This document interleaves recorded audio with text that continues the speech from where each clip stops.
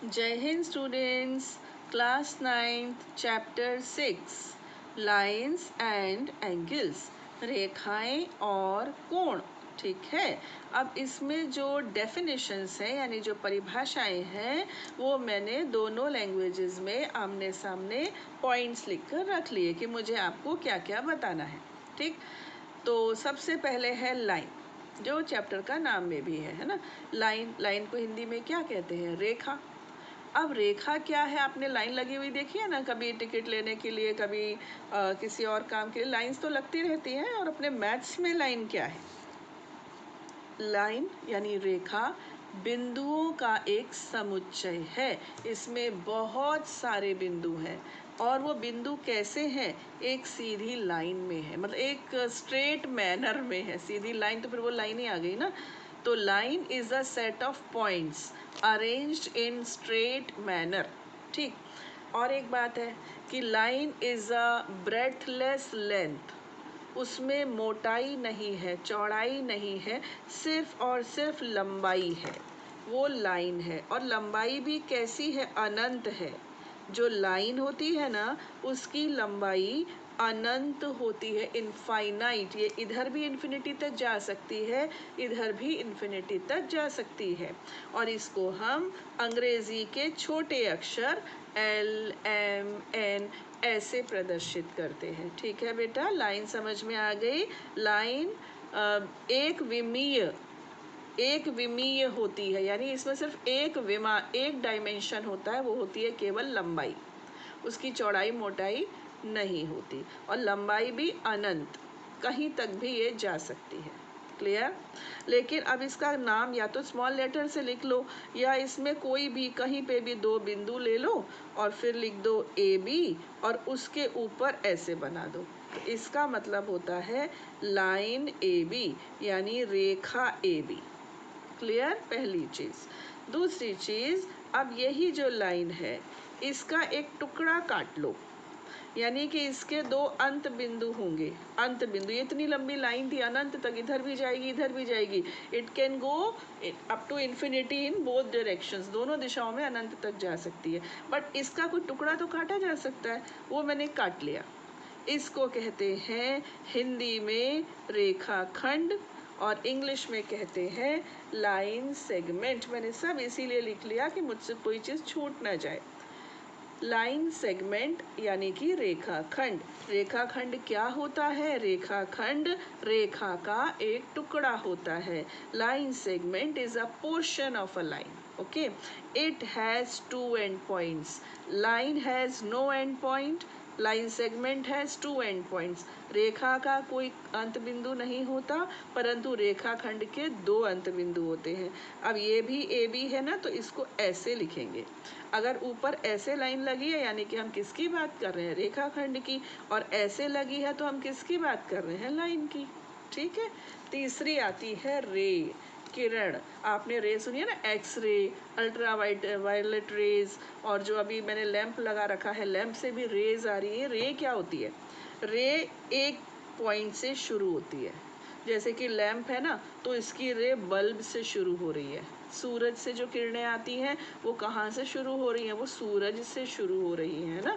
तो जो रे होती है वो कहीं से निकलती है, तो उसका क्या होता है पता है? एक एंड पॉइंट होता है। ठीक है, और एक तरफ वो अनंत तक जा सकती है। अब इसका नाम भी अगर मैं ए बी रख दूं तो इसकी पहचान क्या है बेटा? इसके ऊपर हम ऐसे एरो लगा देते हैं, तो ये बन गई आपकी रेखा, सॉरी, किरण। ये बन गए, तो लड़कियों के नाम होते हैं रेखा, किरण, बिंदु होते हैं ना। तो ये रेखाखंड लेकिन किसी का नाम नहीं होता, और एंगल, कोण भी किसी का नाम नहीं होता, लेकिन रेखा, बिंदु, किरण ये सब तो होते हैं। चलिए, तो ये हो गई। हाँ, अभी अपनी किताब में, बुक में क्या है कि ऐसे ऐसे ऐसे दिखाया नहीं है, वो तो बोल देते हैं line A B, line segment A B, ray A B, तो उसके ऊपर वो निशान नहीं लगाते। क्यों? क्योंकि बगल में वो लिख देते हैं ना कि वो किसकी बात कर रहे हैं, तो वो लिख देते हैं, तो फिर ये निशान लगाने की, ये जो साइन है वो लगाने की ज़रूरत नहीं होती। तो इन तीनों में डिफरेंस आपको क्लियर हो गया होगा। इसके बाद मैंने लिखी है डेफिनेशन, वो है कोलिनियर पॉइंट्स। कोलिनियर पॉइंट्स यानी कि समरेख बिंदु, नाम से ही क्लियर है, बोलो है कि नहीं है। अगर मान लो दो तीन, देखो दो बिंदु होंगे ना तो दो से होकर तो लाइन जाएगी जाएगी, शर्त की बात है, तो 2 पॉइंट से जाती है। लेकिन दो से ज़्यादा पॉइंट्स हो और उनसे होकर एक लाइन जा रही हो, यानी तीनों पॉइंट्स एक ही लाइन के ऊपर हो, तो ये 3 हो, 4 हो, 5 हो, 10 हो, 20 हो, जितने भी हो, अगर वो एक ही लाइन के ऊपर होंगे ना तो उन्हें हम समरेखीय बिंदु या समरेख बिंदु कहेंगे। इंग्लिश में कहेंगे कोलिनियर पॉइंट्स। तो इंग्लिश वाले हिंदी और हिंदी वाले इंग्लिश के वर्ड्स भी याद रखें, कोलिनियर पॉइंट्स। ठीक, इसके बाद है नॉन कोलिनियर। तो सिंपल सी बात है, जैसे कि ये और ये, तो ये 3 बिंदु तो कोलिनियर हैं, लेकिन ये चौथा वाला नहीं है। या फिर ये 3 बिंदु ऐसे ले लूँ तो ये 2 बिंदु कोलिनियर है, ये 2 ले लो कोलिनियर है, ये 2 ले लो कोलिनियर, लेकिन ये तीनों एक पे तो नहीं है ना। इन 2 से होकर एक रेखा जाएगी, इन 2 से होकर जाएगी, इन 2 से होकर जाएगी, परंतु तीनों से होकर जाए ऐसी कोई रेखा नहीं है। इसका मतलब ये तीनों बिंदु एक लाइन पर नहीं है। इनको हम इंग्लिश में कहते हैं नॉन कोलिनियर पॉइंट्स और हिंदी में कहते हैं असंरेखी। ठीक है, असंरेखी बिंदु। समझ गए बेटा, असंरेख बिंदु।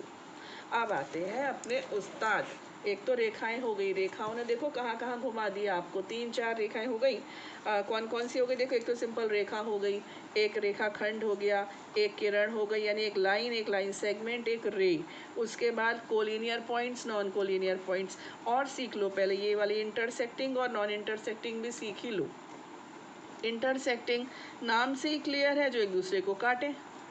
प्रतिच्छेद करें, तो रेखाएं जगह देखो 2 रेखाएं होती है ना, तो एक ही बिंदु पर काट सकती हैं। हमेशा याद रखना, 2 रेखाएं एक ही बिंदु पर काटेंगी, एक से ज़्यादा पर वो नहीं काटेंगी। तो इनको कहते हैं प्रतिच्छेदी रेखाएं या इंटरसेक्टिंग लाइंस। ठीक है बेटा, इंटरसेक्टिंग या प्रतिच्छेदी, जो एक दूसरे को एक बिंदु पर प्रतिच्छेद करती हैं, काटती हैं। नॉन इंटरसेक्टिंग अगर इंटरसेक्ट नहीं करेंगी तो फिर तो वो पैरेलल हो गई। पैरेलल मतलब समांतर, पैरेलल का मतलब क्या होता है, समांतर, है ना। अगर इंटरसेक्ट नहीं कर रही है इसका मतलब वो समांतर है। समझ में आ गई मेरी बात। और समांतर जो रेखाएं होती हैं वो समदूरस्थ होती हैं, इक्विडिस्टेंट। उनकी दूरी कहीं से भी नाप लो आप, कहीं से भी, वो बराबर ही रहेगी।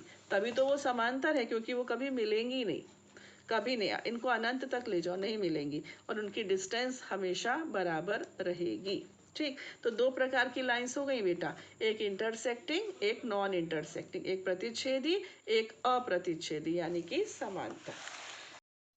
कोण के लिए मैं आपको बताऊं, मैंने आपको बताया ना किरण यानी रे क्या होती है, एक बिंदु से वो शुरू होती है और दूसरी तरफ वो अनंत तक जाती है। अब अगर 2 रेखाएं हों और उन दोनों का जो प्रारंभिक बिंदु, इसको इंग्लिश में कहते हैं इनिशियल पॉइंट, अगर 2 रेस का इनिशियल पॉइंट सेम हो तो उस पॉइंट पर जो उन दोनों रे के बीच का मेजरमेंट होता है ना, इसको हम एंगल कहते हैं।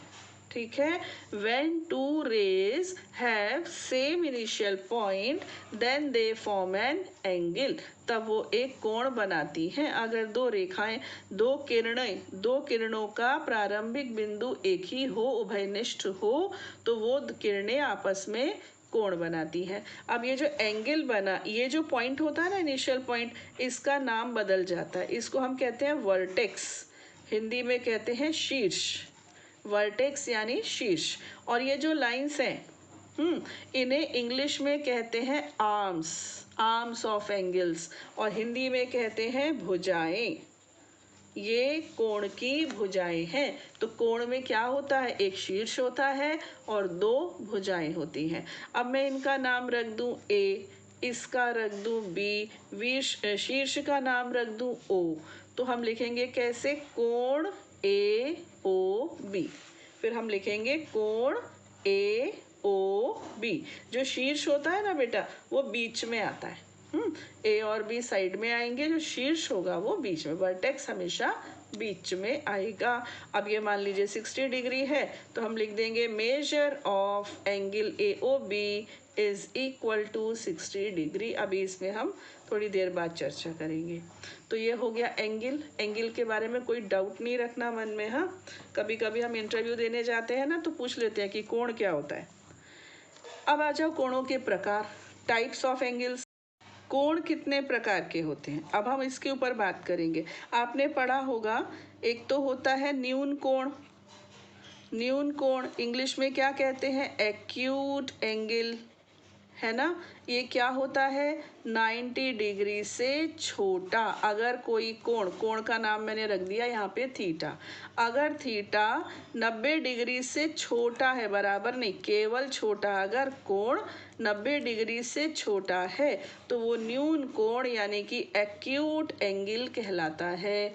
और अगर कोई कोण 90 डिग्री के बराबर है तो वो क्या कहलाता है, हिंदी में कहलाता है समकोण और इंग्लिश में कहलाता है राइट एंगल। अगर कोई कोण 90 डिग्री का है तो वो राइट एंगल है, ठीक है। तीसरा क्या होता है कि वो कोई कोण ऐसा हो जो 90 से बड़ा हो और 180 से छोटा हो। 90 से बड़ा हो 100, इस देखो जो न्यून कोण होगा ना उसकी शक्ल ऐसी होगी, ये होगा एक्यूट एंगल। जो समकोण होगा वो ऐसा होगा, राइट एंगल ऐसा होगा, है ना।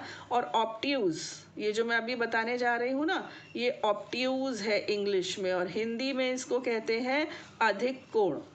अधिक कोण, इसका नाम है अधिक कोण, और इंग्लिश वाले इसको बोलेंगे ऑब्ट्यूज एंगल। हालांकि ये भी आप पढ़ चुके हो, फिर मैं रिवीजन करवा रही हूँ।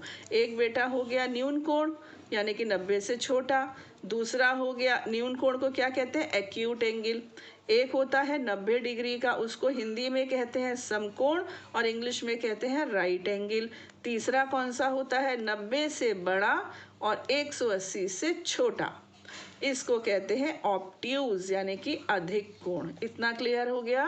अब अगर कोई कोण, देखो 2 किरण से बनता है ना कोण, ये एक किरण है, ठीक, ये एक और किरण इसी के ऊपर आ गई।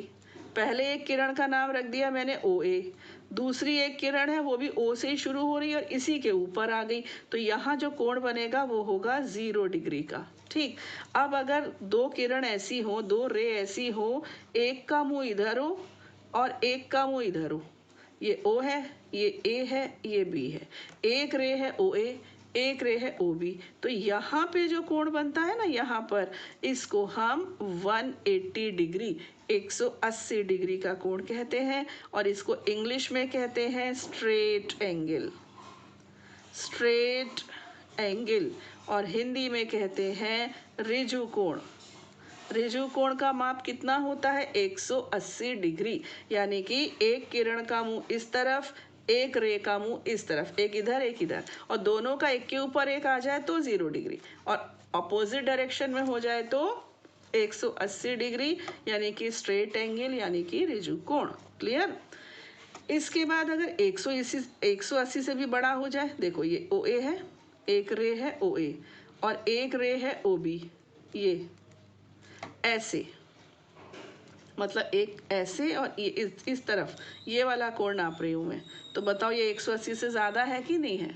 तो ये 180 से ज़्यादा जब कोई कोण होता है और 360 से कम, 180 से ज़्यादा हो और 360 से कम हो, ऐसे कोण को हम इंग्लिश में कहते हैं रिफ्लेक्स एंगल। इंग्लिश में कहते हैं रिफ्लेक्स एंगल, और हिंदी में इसको क्या कहते हैं, मैं भी आपको थोड़ी देर से देखकर बताती हूँ इसको हिंदी में क्या कहते हैं। इंग्लिश में तो इसको क्या, हाँ हिंदी में कहते हैं परावर्त एंगल। परावर्त, ठीक है, परावर्त एंगल, परावर्त कोण, और इंग्लिश में कहते हैं रिफ्लेक्स एंगल। याद रहेगा ये कैसा होता है, 180 से बड़ा और 380 से छोटा, ठीक है। ये हो गए। और 360 डिग्री का कोण जब, मतलब एक किरण ये है और ये पूरा एक राउंड लगाकर इसके ऊपर आ गई, तो 0 डिग्री और 360 डिग्री में तो कोई फ़र्क पता ही नहीं चलता। तो ये वाला जो पूरा कोण होता है ना, पूरा वाला, ये संपूर्ण एंगल, पूर्ण एंगल, ये कंप्लीट एंगल है। और कंप्लीट एंगल कितने का होता है? 360 डिग्री का। एक किरण जब पूरा एक चक्कर लगा के वापस अपनी प्रारंभिक स्थिति में आ जाती है ना, तो उसको हम संपूर्ण कोण यानी कंप्लीट एंगल यानी 360 डिग्री का मानते हैं। ठीक, अब अगर दो एंगल हो, देखो एक एंगल ये है, मान लीजिए ये वाला एंगल है 30 डिग्री का, 30 डिग्री का, ठीक है, और एक और एंगल है, ये है 60 डिग्री का, तो इन दोनों का टोटल कितना हो गया? 90, है ना। तो जब दो कोणों का योग 90 डिग्री हो तो उन्हें हम कॉम्प्लीमेंट्री एंगल्स कहते हैं, कॉम्प्लीमेंट्री एंगल्स, ठीक है। और हिंदी में कहते हैं पूरक कोण, ये कहलाते हैं पूरक कोण। कॉम्प्लीमेंट्री एंगल्स यानी पूरक कोण क्या होते हैं? जब दो कोणों का योग 90 डिग्री हो, तो इसका मतलब ये वाला कोण इसका पूरक है और ये वाला कोण इसका पूरक है। यानी मैं तुमसे पूछूं कि 30 डिग्री का पूरक यानी कॉम्प्लीमेंट्री क्या है, तो आपका आंसर होगा 60 degree.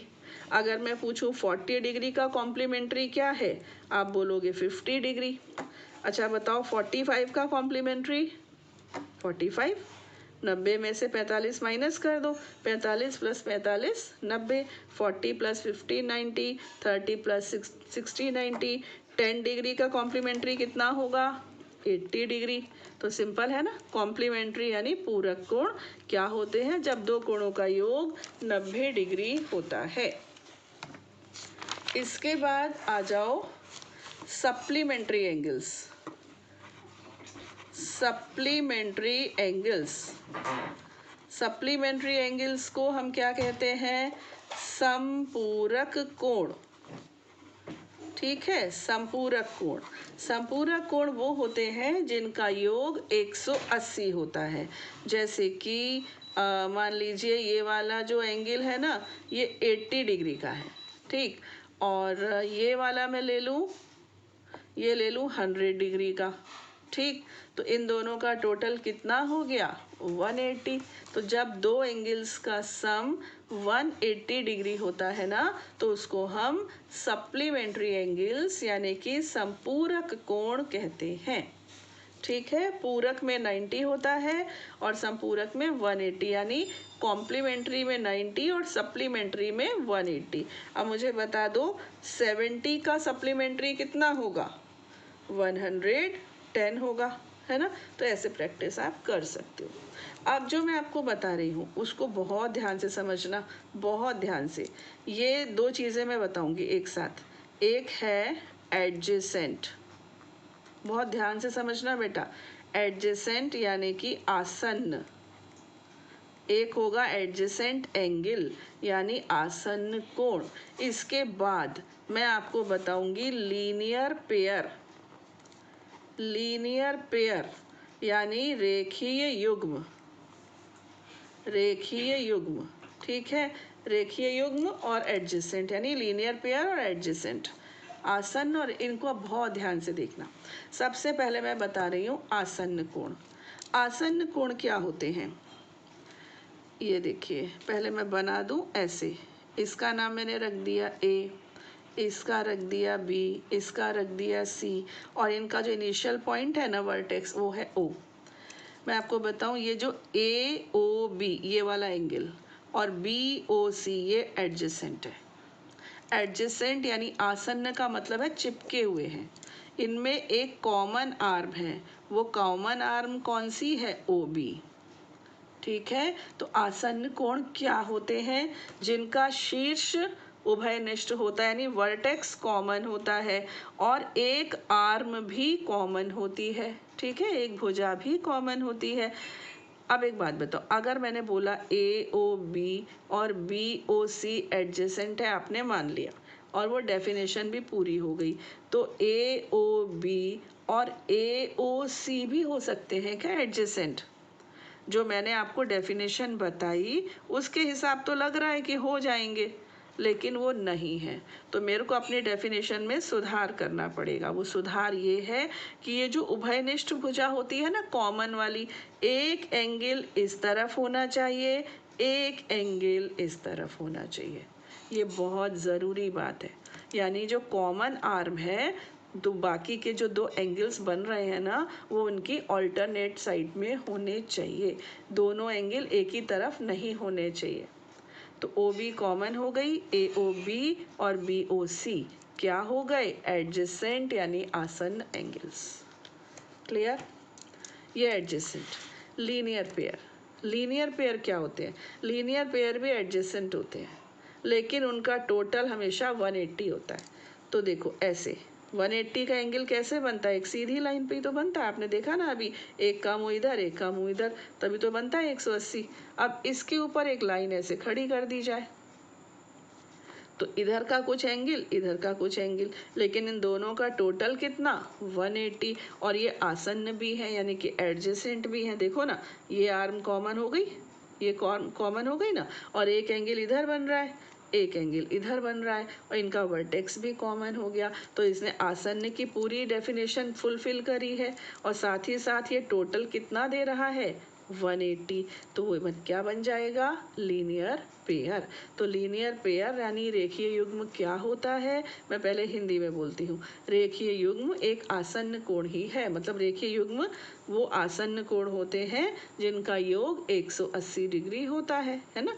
Linear pair is a pair of adjacent angles whose sum is 180 degree. ठीक है, तो लीनियर पेयर एडजेसेंट एंगल्स ही होते हैं जिनका टोटल 180 डिग्री होता है। अब एक लाइन है, इसके ऊपर एक रे खड़ी है, तो इनका सम 180 होगा, पक्की बात है। अब ऐसा है कि एक रे है, वो जो दो एंगल बना रही है उसका टोटल 180 है।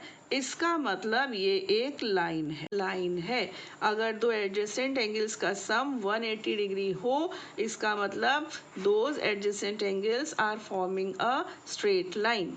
ठीक है, और स्ट्रेट लाइन पर है तो 180, 180 है तो स्ट्रेट लाइन। ये एक दूसरे के रिवर्स स्टेटमेंट्स हैं। सबसे आखिर में आता है वर्टिकली ऑपोजिट एंगल्स, शीर्षाभिमुख कोण। देखिए, ये आपकी थ्योरम भी है, थ्योरम है 6.1। ये इंटरसेक्टिंग लाइंस है। ठीक है, जब दो रेखाएं प्रतिच्छेद करती हैं तो उस इंटरसेक्शन पॉइंट पर कितने एंगल्स बना रही है? देखो 1 2 3 4, 4 एंगल बना रही है ना। इनमें 1 और 3 अपोजिट है, और इनका वर्टेक्स कॉमन है। वर्टेक्स कॉमन है और इनका एक का मुंह इस तरफ है, एक का मुंह इस तरफ है। तो ये 1 और 3 क्या कहलाएंगे? वर्टिकली ऑपोजिट एंगल्स, यानी शीर्षाभिमुख कोण। ये 2 है, ये 4 है, तो 2 और 4 इनका मुंह भी अपोजिट हो गया ना, तो ये भी क्या कहलाएंगे? शीर्षाभिमुख कोण। बोलो, आया समझ में? जब दो रेखाएं परस्पर एक बिंदु पर प्रतिच्छेद करती हैं तो वो जो चार कोण बनाती हैं उनमें दो दो कोण का जो पेयर होता है ना, जोड़ा होता है, एक का मुंह इधर होता है, एक का इधर, ये शीर्षाभिमुख कोण। इधर देखो तो ये भी शीर्षाभिमुख कोण। अच्छा बताओ 1 और 2 कैसे? 1 और 2 ये एडजेसेंट और साथ में लीनियर पेयर भी। 2 और 4 कैसे? ये एडजेसेंट और साथ में लीनियर पेयर भी। 3 और 4 भी, 4 और 1 भी। 1 और 3 वर्टिकली ऑपोजिट, 2 और 4 भी वर्टिकली ऑपोजिट। ये हो गया। अब ये बताओ कि 1 और 3 इक्वल क्यों? देखो मैं बताती हूँ। एंगल 1, ये 1 मतलब 1 2 3 4 वाला 1 नहीं, ये एंगल 1 है। एंगल 1 और एंगल 2 का सम कितना? देखो, एंगल 1 और एंगल 2 का सम कितना? 180 है ना, क्योंकि इन दोनों का टोटल 180 क्यों है? क्योंकि ये एक स्ट्रेट लाइन है। स्ट्रेट लाइन के ऊपर एक रे खड़ी हुई है, मतलब ये लीनियर पेयर बना रही है। इसको बोल दो इक्वेशन 1। अब 2 और 3 के बारे में बताओ। 2 और 3 का सम कितना? ये भी 180। 1 और 2 का भी 180, 2 और 3 का भी 180, तो 2 और 3 का 180 क्यों, वो भी वही रीज़न है, देखो ना ये एक स्ट्रेट लाइन है, ये रे है, तो 2 + 3 180। अच्छा एक बात बताओ, 1 + 2 180, 2 + 3 180, यानी कि राइट हैंड साइड इन दोनों इक्वेशंस की बराबर है, दायां पक्ष दोनों का बराबर है ना, तो जब दायां पक्ष बराबर है तो बायां पक्ष भी बराबर होना चाहिए, तो 1 + 2 = 2 + 3 होना चाहिए, 2 से 2 कैंसिल, क्या आ गया ना 1 = 3, ठीक है। इसलिए मैंने क्या किया, 1 + 2 180, 2 + 3 180, फिर इन दोनों को इक्वल रख दिया, 2 से 2 कैंसिल, 1 = 3। तो ये थ्योरम बहुत इम्पॉर्टेंट है। और थ्योरम कैसे होती है, सबसे पहले आता है गिवन, फिर आता है टू प्रूव, ठीक है, फिर अगर कंस्ट्रक्शन करना हो तो, हर एक में नहीं होता, अगर करना हो तो, और फिर आता है प्रूफ, हिंदी में कहते हैं दिया है, फिर आता है सिद्ध करना है, फिर आता है रचना, और फिर आता है उपपत्ति। ये स्टेप्स होते हैं, तो ये सब आप बुक में देख लीजिएगा, मैंने आपको थ्योरम प्रूव करके बता दिया। देखिए ये हमने आपके लिए करके रख दिया एक्सरसाइज 6.1 का क्वेश्चन नंबर 1। इसको करने से पहले बस एक चीज़ मैं आपको यहाँ पर और बता दूँ बेटा, कि ये जो वर्टिकली ऑपोजिट एंगल्स होते हैं ना, इनके दोनों पेयर्स हमेशा इक्वल होते हैं, ठीक है। Vertically opposite angles are always equal, ये आपकी थ्योरम है और प्रूव होने के लिए आती है। That means 1 = 3 and 2 = 4, okay. Vertically opposite angles are always equal, शीर्षाभिमुख कोण हमेशा बराबर होते हैं। अब हम आते हैं अपनी प्रश्नावली पर 6.1। 6.1 का पहला सवाल, इसमें ये डायग्राम बना हुआ है, ये देखिए ये रहा डायग्राम, मैं दोनों लैंग्वेजेस में क्वेश्चन पढ़कर बता रही हूँ। आकृति 6.13 में रेखाएं AB और CD, अब देखो बेटा ये AB है और ये CD है ना, बिंदु O पर प्रतिच्छेद करती हैं, O पर ये इंटरसेक्ट यानी प्रतिच्छेद कर रही हैं। कोण AOC और BOE का टोटल 70 है। AOC ये वाला है और BOE ये दोनों, इन दोनों का टोटल सम 70 है। और BOD कौन सा है, BOD इधर वाला, ये कितना है 40 डिग्री। तो कोण BOE मतलब BOE कौन सा, ये वाला, एक तो ये कोण बताइए और क्या बताइए, प्रतिवर्ती। अच्छा मैंने क्या बता दिया था आपको, रिफ्लेक्स, परावर्त बोल दिया था, परावर्त भी करेक्ट है और प्रतिवर्ती भी करेक्ट है, इसका मतलब होता है रिफ्लेक्स। COE ज्ञात कीजिए, COE ज्ञात कीजिए। अब ये सब चीज़ें मैं आपको 1 by 1 एक्सप्लेन कर रही हूँ, तो इंग्लिश में भी पढ़ लिया जाए। ये रहा, in figure 6.13 lines AB and CD intersect at O, दिख रहा है आपको, ये देखिए ये थोड़ा ऐसा हो गया, AB और CD ये एक दूसरे को O पर इंटरसेक्ट कर रही हैं, ठीक है। If angle AOC plus BOE, AOC plus इन दोनों का टोटल कितना है 70, तो और दूसरा एक चीज़ और दी हुई है, वो दी है ये वाला एंगल BOD कितना 40 डिग्री। फाइंड BOE, एक तो ये एंगल बताइए और दूसरा बताइए रिफ्लेक्स COE, ये आपका क्वेश्चन है। तो अब मैं आपको इसको एक्सप्लेन कर रही हूँ, बहुत ध्यान से देखिएगा। सबसे पहले बेटा हम लिखेंगे गिवन, यानी दिया है, क्या दिया है, एक तो इनका टोटल दिया है और एक BOD, ये दो एंगल दिए हैं, इसका और इसका टोटल, इन दोनों का सम कितना है 70। देखते जाइएगा, बहुत सरल है, एक तो पहेलियाँ नहीं होती, पहेली जैसा है। इन दोनों का सम 70 है। और एक और एंगल दिया है, कौन सा, BOD, ये नीचे की तरफ है, ये वाला, ये एंगल आपको दे रखा है 40 डिग्री, ये तो दिया है। इसके बाद है टू फाइंड, ज्ञात करना है, क्या ज्ञात करना है, एक तो ये वाला ज्ञात करना है BOE ये वाला, और क्या बताना है COE का रिफ्लेक्स। रिफ्लेक्स अभी थोड़ी देर रुक जाओ, अभी बताते हैं, पहले आप ये देखते हैं। अच्छा बेटा ये बताओ AB और CD क्या है, लाइंस है, बोला है ना उन्होंने, ए बी और सी डी लाइंस है, ये इंटरसेक्ट कर रही हैं। और अभी अभी हमने यहाँ पर क्या पढ़ा था, यहाँ पर जब हम ये पढ़ रहे थे अपनी शीर्षाभिमुख कोण वाली, जब दो लाइंस इंटरसेक्ट करती हैं तो जो शीर्षाभिमुख कोण यानी कि वर्टिकली ऑपोजिट एंगल्स होते हैं वो इक्वल होते हैं। अभी पढ़ा ना, वही चीज़ यहाँ यूज़ हो जाएगी। देखो ए बी और सी डी ये इंटरसेक्ट कर रही हैं, तो ये एंगल और ये एंगल ये क्या है, ये हुए ना वर्टिकली ऑपोजिट, है ना, वर्टिकली ऑपोजिट ही तो है। और वर्टिकली ऑपोजिट एंगल्स हमेशा कैसे होते हैं, इक्वल। तो हम यहाँ पर लिख देते हैं एंगल बी ओ डी, ये देखो B O D is equal to angle A O C, है ना, बी ओ डी और ए ओ सी इक्वल है। और फिर इसका मतलब अगर बी ओ डी 40 का है, इसका मतलब ए ओ सी भी 40 डिग्री होगा। यहाँ पर लिख दीजिए वर्टिकली ऑपोजिट एंगल्स शीर्षाभिमुख कोण, एक काम हो गया। अब ये आ गया 40, ये 40 आ गया। इन दोनों का सम 70 है, तो ये 40 है तो भाई ये कितना होगा, ये 30 होगा। तो हम ओरली कर सकते हैं, इन दोनों का टोटल 70 है, ये 40 है तो फिर ये कितना हुआ 30, है ना। एक काम तो हो गया, एक चीज़ बता दी हमने। अब आते हैं हम रिफ्लेक्स, COE। रिफ्लेक्स का मतलब क्या होता है, मैंने अभी समझाया था, फिर से समझा देती हूँ। ये है और ये है, यहाँ पर कोई एंगल है, हाँ, मेरे को इसका रिफ्लेक्स बताना है। रिफ्लेक्स का मतलब होता है ये वाला बड़ा वाला इधर से, जैसे इसका नाम A है, ये O है, ये B है, तो AOB एक तो इंटीरियर हो गया, एक एक्सटीरियर। अगर मैं बाहर वाले का नाम बोलूँ तो भी तो मैं AOB ही बोलूँगी ना। ये जो बाहर वाला है इसका नाम भी तो AOB है, अंदर वाले का नाम भी AOB है। तो अंदर वाला AOB तो हम बोलते ही रहते हैं, जब हम बाहर वाला बोलते हैं तो बोलते हैं रिफ्लेक्स, रिफ्लेक्स, ठीक है। अच्छा बताओ टोटल एंगल कितना होता है, 360 होता है कि नहीं होता। अगर ये मान लो 70 है तो फिर रिफ्लेक्स कितना होगा, 360 माइनस 70 यानी कि 290। यानी कि अगर मुझे COE का रिफ्लेक्स बताना है, मतलब यहाँ से लेके यहाँ तक का ये पूरा एंगल बताना है, अगर मुझे ये पता चल जाए तो मैं 360 में से इसको माइनस कर दूंगी, मेरा आंसर आ जाएगा। आया ना समझ में, ये वाला एंगल पता चल जाए तो हम फिर रिफ्लेक्स COE आराम से निकाल सकते हैं।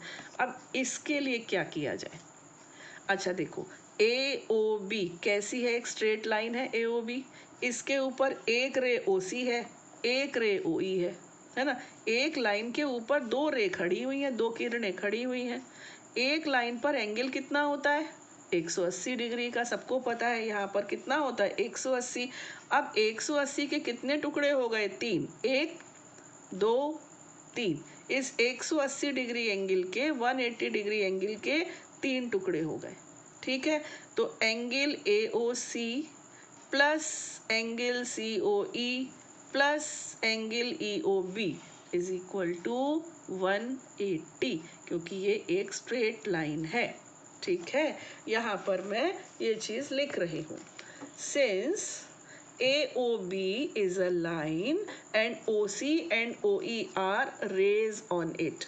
AOB एक रेखा है तथा OC व OE उस पर खड़ी हुई किरणें हैं, यानी कि इन तीनों एंगल का टोटल कितना होगा 180। अब मैंने क्या किया, EOB को पास लिख दिया, किसके, AOC के, EOB को AOC के पास लिख दिया, ठीक है। COE को इसके पीछे लिख दिया। इन दोनों का सम कितना दे रखा है, 70 दिया हुआ, ये मेरी कोई इसमें चीज़ नहीं है, गिवन है ये। तो इनका टोटल ये 70 हो गया, COE उसके बगल में है, 70 इधर आ गया, तो COE कितना हो गया 110, 110। ये तो इंटीरियर एंगल हुआ है ना, COE ऐसे था ना, देखो मैं ऊपर नहीं लेके जा रही, ऐसे कर रही हूँ, CE ये वाला था ना, ये वाला।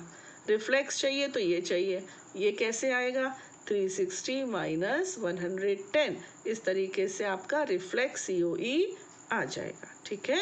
अब आगे की देखो, आज मैंने क्या किया, आपको बहुत अच्छे से छोटी छोटी चीज़ भी एक्सप्लेन करी है और आपको समझ में आई होगी, और एक क्वेश्चन करवा दिया।